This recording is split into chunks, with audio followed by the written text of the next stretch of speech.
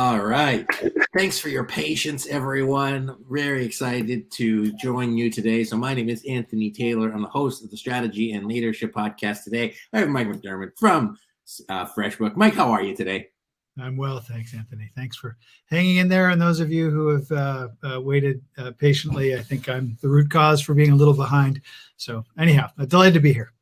Well, that's kind of like the world that we live in, is that we have our best laid plans and then we join everything together as best as possible, which is probably a very great way to think about your journey. So why don't you tell our listeners a little bit about you and how you got to where you are right now, and then I'll ask you a little bit more. Sure.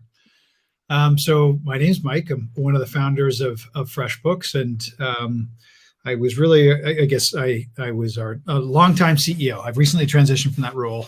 We'll talk about that. But long story short, founder, and I was running a design firm, and I saved over an invoice. I was using Word and Excel to bill my clients, and decided after doing that, saving over that invoice, that there just had to be a better way to do this. And at the time, people were buying boxes of software at Staples and things like this, and installing it with a CD on their computer. I decided to build something, in what is now called the cloud. It was a simple web application. For those of you who are maybe a little more technical, it doesn't really matter. It was on the internet, and we loved what we were doing. We had really no commercial success in the first few years. 2 years in, we had 10 customers paying us, but $9.95 a month each, and that's $100 a month. And my co-founders were an electrical engineer and a doctorate of computer science. So we weren't really succeeding, but we loved what we were doing, and we had a ton of people using the service and talking to us, and we loved hearing what they had to say, and they gave us all kinds of ways for how we could improve. And so really working with our customers and frankly, developing ourselves, we learned how to build software, build a brand, build a company, and went from 3 people in a basement to over 600 people today, and number 2 in sort of America. And forgive me, I'm a Canadian. I'm guessing some other Canadians are on the show, but we're a global company paying customers in 100 countries. Number 2 in America for small business accounting software in the cloud. And so proud to have gotten to this point, and lots of room to run still as we expand globally these days from our headquarters in Toronto. That's awesome. Well, I mean, it's been such a journey from literally basement to billion-dollar company. In those years that you were starting up, what were some of the things that you had to tell yourself to keep yourself going, to keep yourself motivated, and to keep engaged? Because I know that there's a lot of CEOs that listen to our podcast where on any given day they're getting sued, or their customers aren't paying, or their staff is mutinizing. Like, what kept you going in those challenging times? Well, I think one thing we always did really well, and I encourage anyone to do, is we were always really close with our customers. What that meant is we were easy to reach, and we were hearing from them all the time. And so we had basically no monetary success. But we could tell from speaking with people that they loved what we were doing, and we loved talking with them, and we're highly motivated to serve them better and better every single day. And so I think that was the thing that got me going. I was terrified of being squashed by multi-billion-dollar companies that were leaders in the space. I was scared to pieces of venture capitalists who I thought knew all this stuff I didn't know, and I feared they would, if we ever raised money from them, take the company away and ruin it and all this kind of stuff. And so I had lots keeping me up at night. Plus I knew nothing about building a product company. I had built a small services company. And so, there was so much I didn't know, on so many dimensions for so long, that it was, really overwhelming often. But also that, that was also part of the fun of it, because it forces you to challenge yourself and to push through. And when you get on the other side of that, it's like, oh, I can do more, and look back at that. I made it, and, through that leg of the journey, and then here comes the next train, and let's do it all over again. So, yeah. Was there a turning point throughout that went from hey, our customers are driving us, to the success is driving us, or, a couple ahas along the way, maybe multiple turning points? Personally, I believe, we're sort of this 10+ year overnight success story in some people's eyes. To me, success is I mean, some people are really good at storytelling, I guess, and they'll pick, one thing and say that was it. But, if I really understand any one of those stories, it was, a million small decisions that led to that moment. And I really think that's what it's about. It's you have to do so many things, the right way for the right reason when nobody's looking, to have the opportunity to do the right thing when somebody is. That to me is the heart of things, is knowing where you're going, know why you're doing it, stay true to your values, and trust it's going to work out. Can you what was some of the best advice that you got as you were growing in your leadership? Because obviously, as a guy who's just trying to figure out a company, and you're like, okay, I just need to get my product market fit. And then you started adding headcount. What was one of the big lessons that you could share with our listeners about developing in that leadership and being able to build the foundation for that growth? Well, given you're talking about product market fit and all this, sounds like you know something about technology or software, and I trust your audience does as well. What I would like to share with you is those turns of phrase did not exist when I got going. Like we had to figure out, through first principles and intuition, what do customers want, and minimum viable product was not a thing. Like we had to discover that by making mistakes of building too much, and then there was, I will say that folks at 37 Signals were great with kind of do less. And I was like, I understand that we can replicate that and just do a little bit less, improve things. And you sort of iterate. So I think, that's closer to the truth than, some sort of master plan. So and forgive me if I hopefully that answers the question. I've kind of forgotten what the question was. Yeah. Well, it sounds like, from your experience, so one of the great things about getting to hear people's stories and how they got to it is being able to take away, the secret ingredients. Some of the secret ingredients I kind of hear, although they're not so secret, is, it sounds like a lot of consistency. It sounded like a lot of the little things, like giving extra effort. Right. It also sounds like, it was a fairly organic process, and also listening to customers. And what I find coaching CEOs that are in that situation, they have, 20 or 30 things on their desk. And sometimes it's, just that one sort of mind shift of how to approach the challenge, which can make a big difference in terms of how they can successfully overcome it. I think those early stages, one of the things I didn't know this was a good thing, but I think I did well, was I collected advisors. And so I was pretty good about laying myself bare and calling them up and being like, okay, these are all the things I don't know today. Can you help me? And it wasn't, drama. It was like, I just don't know how to do this. And so one of the pieces of advice I got was, focus is a 4-letter word. And what that means is, if you don't focus, you'll be stepping in a lot of 4-letter words.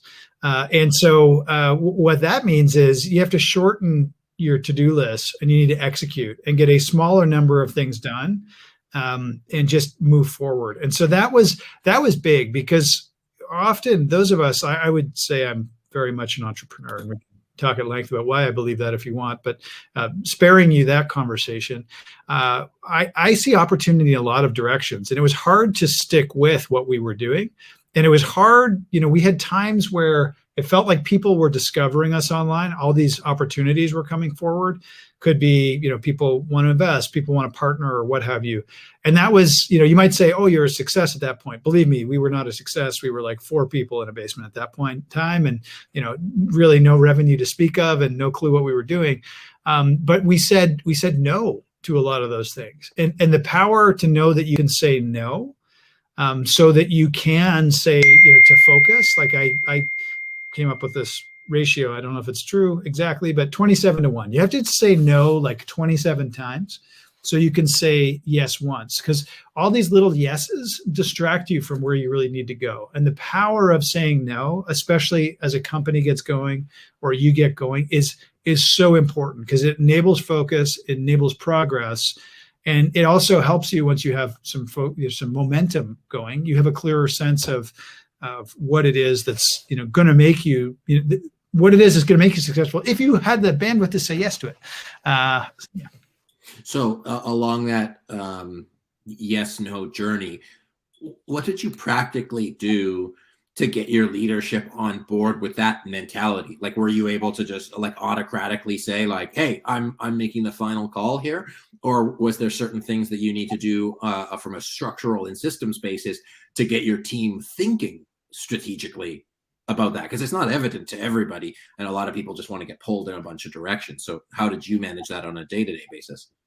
Yeah, so you're taking me back to the basement, and we were a pretty small team, and I was probably, not that people were passengers, but probably, probably just whether sheer force of personality or whatever it was, probably the one leading. And I was trying to more listen and get guidance because I kind of thought everyone in the room was more successful than me, at that stage, and maybe still is in many ways. So I was they had done other things, and sometimes it was like, hey, we can't do everything, or which one of these things are we going to do, and forced trade-offs get presented to you. So I think that was and then for the buy-in, I think that again, like I would say, learning how to get shared buy-in, and those things came to me later in my journey as the team got larger.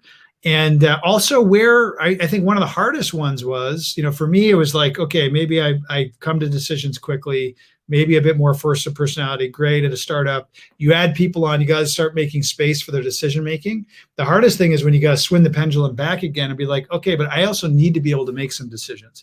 So that can be a tough thing as well.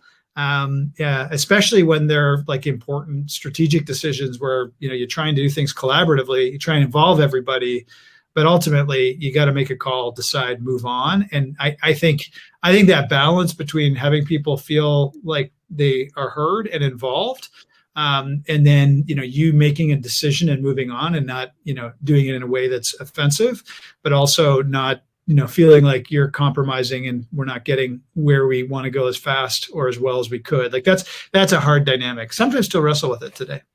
Yeah, because I could see that. I mean, at the size of that you guys are, it's both one way easier because you've made your own lane in a way, but then there's still like other opportunities. I imagine, the conversation of getting sold or bought. I don't know if that's happened in your journey with other organizations. Have you ever had to go through that challenge of, offered being purchased? That's always a big one, right? They come around, they have throughout the years, and mostly, just a very long-term mindset, believe the company is, able to be its own thing for a long, long time. And so it's, like never woken up and been like, hey, this is a company we need to sell like in the morning. That's not how I feel. But yeah, as you get more stakeholders and whatever, more points of view to be considered for sure. That's like an existential one. That's getting into like, deep founder territory, I think. And I think, hey, are you a CEO? Are you a founder? Those are different hats. And sometimes you have to wear both. Like, hey, this is how I feel about it. As a CEO we raised a bunch of money, we got stakeholders in there. You have to be able to, basically look at it the same thing a few different ways and try and be intellectually honest about the different outcomes you might get to when you use those different lenses. Yeah, absolutely. So I guess there's the founder lens, there's the CEO lens, there's the leader lens, and the person working forward. So I read somewhere that you advocate, hopefully I'm still here. You advocate blind dates for your employees. Is that, I don't know which one of those lenses you take on that, but can you explain the blind dates for your employees? So one of the things you need to do well in a startup is you need to get attention. Okay.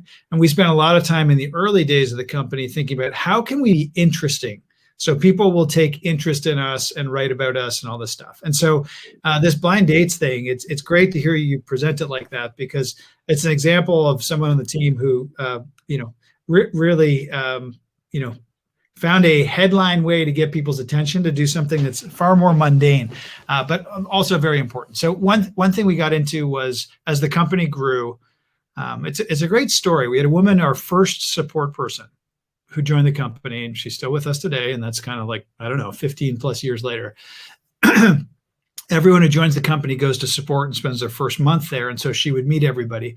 And as we grew, one day she realized that, she knew everybody, but not everybody knew everybody else. And she said to herself, what can I do about this? Because I love knowing everybody. Everybody should know everybody, but they don't. And so she basically went to the company and said, hey, listen, if you'd like to meet somebody who you don't normally bump into, let me arrange a coffee date for you. And so we called them blind dates. They were usually 2 or 3 people. They didn't really have any romantic, aspect to them. It was more, trying to get people from different parts of the company to spend time together, to build connective tissue, to understand what's going on, to learn from each other. And it's something we did for years. And I don't know, people might use the Donut app and Slack. And I think that's, something, if you're in a company, you can use, or maybe it's something we built and I don't even know it.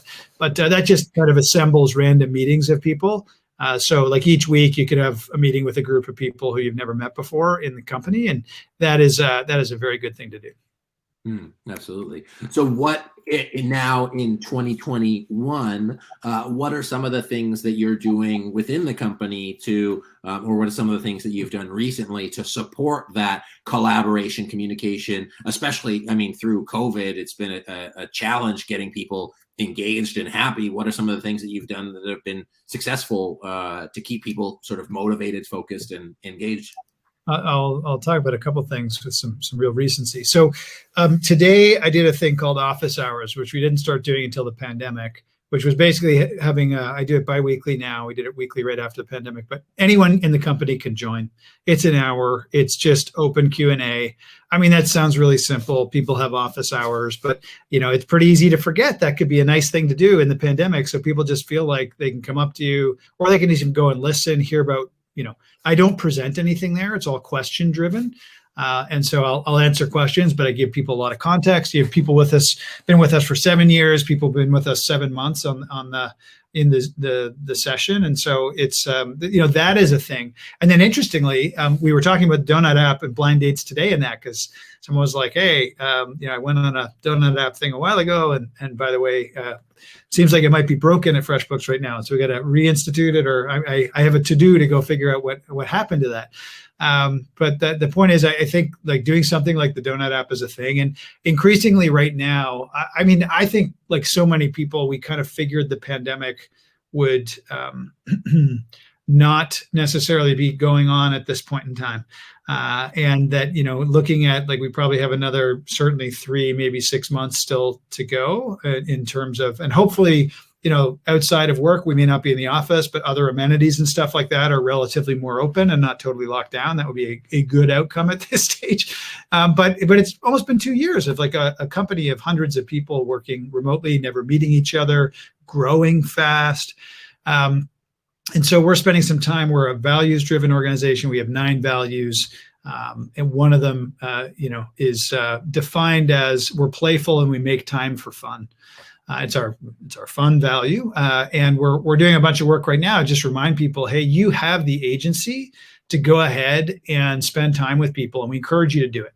And so ideally, and do it sort of regularly. I think sometimes it's like, let's do a big company, everybody get together, kind of like, no.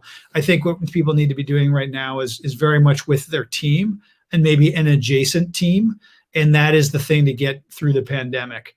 And maybe you work for yourself and you want to find some people to, just book a coffee meeting with or something like that. Or you're a CEO and you need some community because you feel isolated. You don't have either a management team or a board that, you feel like that's the group, and you find some other CEOs that you just get together regularly with. I think it's a very important thing at this time. Not that we need another Zoom meeting, but some sense of community is a critical thing. And it's something that's really been lost with, fewer kind of meetups or events after work, and less ability to just sit with people all day long. Yeah, absolutely. So for you in your position and looking forward, either within or without COVID, what are some of the things that are challenging you? Like, what's at the top of your list that's like, oh, I haven't been able to like work through this yet? What is challenging you in a positive way that sort of makes you stretch your brain? Because as a company, if you've got to $1 billion as valuation, like that's pretty damn good. Like, is there something next, or are you reflecting on something different? Believe it or not, there are. I have an interesting basket of things now, which is really fun. Like, hey, like there's a lot of platform planning we still need to do. When you think about our size and scale and the software platform we're building, a global small business accounting software, there's like decades of work to do. So that is a thing I spend time on. I increasingly spend time, helping people, in the company and, think about, hey, what are places we might want to buy a company and why, and then also working often with the founding teams on the other side to be like, oh, let me help you understand, what this looks like, who we are, all that good stuff. So a lot of corporate development stuff. But I think that the first thing that came to mind when you said that is FreshBooks is a remarkable place, a great culture. We do some really nice things in our community, with like local food banks and things of this nature, and often supporting our customers. Whether over the years we've done all kinds of stuff where there's been a flood in an area, and like FreshBookers themselves will like donate money to a cause. So I think we're, in a lot of ways trying to do the right thing all the time. And we have a thing where everyone at the company can have 3 days off to get involved with a charitable activity of their own interest. But what I will say is I don't think we have, collectively made the impact that we can as a company. We happen to be a company that doesn't have as large an environmental footprint as some other industries. Data centers that we use are kind of already green offset in many ways, but I'm keen to see, how might we go further on the on sort of helping and contributing in that way. And that as a founder is really fun because that's big positive impact. We're hundreds of people and hundreds of countries. That is an exciting thing for me, and I think it's early days for us maxing that out. Interesting. Well, that's cool. I mean, that's kind of the part of like sending the elevator back down and using your powers for good and not evil. So it's cool to hear you say that both as a Canadian company and as a company in the total landscape. So we started. You talked about your company when it was in a basement. Product market fit didn't even exist. You've grown it to this place where now you're considering the platform, putting all of these kind of pieces together, really supporting your clients and supporting the small business landscape. What do you see next in the industry, whether that's the software industry as a whole, whether that's for small businesses in general? Like, what are some of the trends that you're seeing that we can, share with our audience so they can start thinking, longer term, 2022, 2023?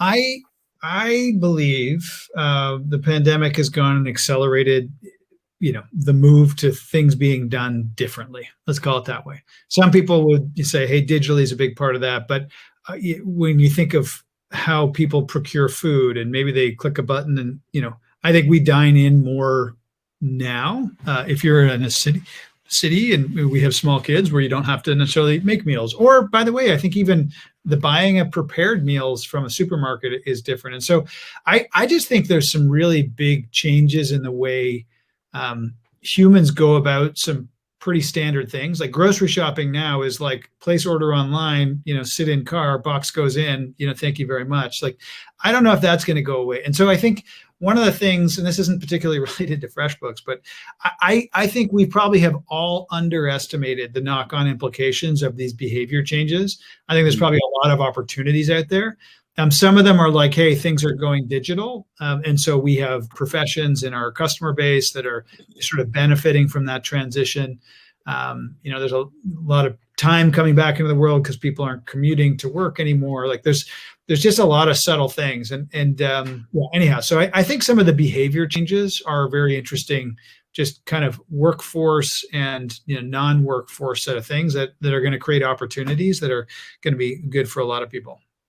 Cool. And then as we, sort of wrap up today, as you think of some of those both benefits and challenges, what are some of the sort of like words of wisdom you'd give to our, managers and leaders as they take on leading in this new environment?